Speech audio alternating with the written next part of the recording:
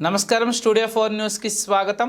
కాకినాడ జిల్లా కేంద్రం స్మార్ట్ సిటీలో అడుగడుగునా మద్యం బీరు ప్రవాహం మినహా బాటసార్ల దాహార్తిని తీర్చే తాగునీరు లభించడం లేదని పౌర సంక్షేమ సంఘం పేర్కొంది. వేసవి ఎండలు తీవ్రంగా ఉన్నప్పటికీ నగరపాలక సంస్థ ఆధ్వర్యాన రహదారుల కూడల్లో చలివేంద్రాలు ఏర్పాటు చేయకపోవడం మంచి విధానం కాదన్నారు. గత 4 ఏళ్లుగా ప్రతి ఏటా కాకినాడ నగరంలో 160 చలివేంద్రాలు ఏర్పాటు చేసి ₹1,50,00,000 బిల్లులు చేసుకుంటున్నారన్నారు. ప్రస్తుత ఏడాదిలో ఖజానా ఖాళీ అవడం వలన చలివేంద్రాల జోలికి వెళ్లడం లేదా అని పౌర సంఘం కన్వీనర్ సామాజికవేత్త దోసర్లపూడి రమణరాజు ప్రశ్నించారు. మే 13న ఎన్నికలు జరిగే పోలింగ్ కేంద్రాల వద్ద త్రాగునీరు సౌకర్యం కల్పించడం ఎన్నికల కమిషన్కు భయపడి చేస్తున్న చర్యలు కాగా నగర బాటసార్ల దాహార్తిని తీర్చే చర్యలకు ఎవరూ భయపడాల్సిన అవసరం లేకుండా చేతులెత్తేశారన్నారు. జిల్లా కలెక్టర్ స్పెషల్ ఆఫీసర్గా ఉన్న కాకినాడ కార్పొరేషన్ త్రాగునీరు అందించలేని దుస్థితికి దిగజారడం అత్యంత దురదృష్టకరమని పేర్కొన్నారు.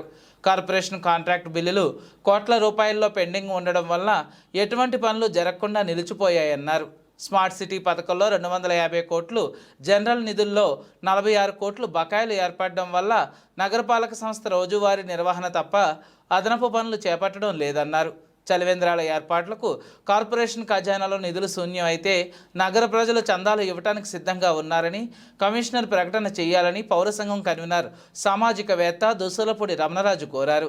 గత ఏడాది మార్చి నుండి ఏర్పాటు కాబడిన చలివేంద్రాలు ఈ ఏడాదిలో ఏప్రిల్ 3వ వారం వచ్చినా ఇప్పటి వరకు ఎందుచేత చలివేంద్రాలు ఏర్పాటు చేయలేకపోవడానికి గల కారణాలు ఏమిటో ప్రజలకు చెప్పాలని డిమాండ్ చేశారు. ఈరోజు కాకినాడ నగరంలో ఏప్రిల్ 19వ తేదీన 37 డిగ్రీల ఉష్ణోగ్రత కనబడుతూ ఉంది. రికార్డుల ప్రకారంగా 40 డిగ్రీల వేడి కూడా ఉందనేటువంటిది సూచిస్తూ ఉంది. మరి కాకినాడ జిల్లా కేంద్రం స్మార్ట్ సిటీ నగరపాలక సంస్థ ఆధ్వర్యంలో బాటసార్లు దాహార్తిని తీర్చేటువంటి చలివేంద్రాలు ఈ కాకినాడ నగరంలో ఎక్కడా కూడా కనిపించడం లేదు. అడుగడుగున మద్యము బీరు ప్రవాహంలాగా కనిపిస్తూ ఉంది. బాటసార్లు దాహార్తిని తీర్చే చలివేంద్రాలు మాత్రం లేవు. మరి గత ఏడాది వరకు కూడా ప్రతి ఏటా 150 మేరకు చలివేంద్రాలు ఏర్పాటు చేసి ₹1,50,00,000 బిల్లులు చేసుకున్నటువంటి నగరపాలక సంస్థ ఈ ఏడాది ఎందుచేత చలివేంద్రాలు ఏర్పాటు చేయలేదని ప్రజలు ప్రశ్నిస్తూ ఉన్నారు. పౌర సంక్షేమ సంఘం కూడా అడుగుతూ ఉంది. అంటే నగరపాలక సంస్థలో ఆర్థిక మాంద్యం కారణంగా ఈ పనులు చేపట్టడం లేదా? స్మార్ట్ సిటీ ₹250 కోట్ల బకాయిలు ఉండదని, జనరల్ నిధుల్లో ₹60 కోట్ల మేర కాంట్రాక్టుల బకాయిలు ఉన్నాయని, పురమాయిస్తూ పనులు చేసేవారు లేకపోవడం వల్ల చలివేంద్రాల నిర్వహణ గాలికి వదిలేశారని చెప్పి ప్రజలు భావిస్తూ ఉన్నారు. జిల్లా కలెక్టర్ గారు స్పెషల్ ఆఫీసర్గా ఉన్నటువంటి నగరపాలక సంస్థకి ఈ రకమైనటువంటి చెడ్డ పేరు తీసుకురావడం మంచి పద్ధతి కాదు. కార్పొరేషన్లో డబ్బులు లేకపోతే నగరపాలక సంస్థ చెప్పాలి.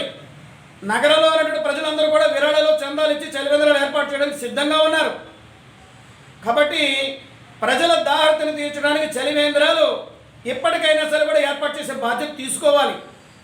ఎన్నికల రోజు మే 13 కాబట్టి ఎన్నికల కమిషన్కి భయపడి మరి ఆ పోలింగ్ కేంద్రాల వద్ద ఇప్పటి నుంచే త్రాగునీరు సౌకర్యాలకు ఏర్పాట్లు అయితే చేశారు. కానీ చలివేంద్రాలు ఏర్పాటు చేయకపోతే మమ్మల్ని ఎవరు అడిగేవారు అనేటువంటిది భయం లేకుండా మరి చలివేంద్రాల నిర్వహణలో మరి చేతులు ఎత్తాడు అనేటువంటిది మంచి విధానం కాదు.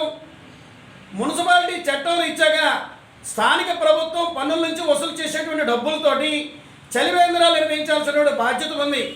ఆ బాధ్యత నగరపాలక సంస్థ నెరవేర్చాలని చెప్పి పౌర సంక్షేమ సంఘం డిమాండ్ చేస్తుంది.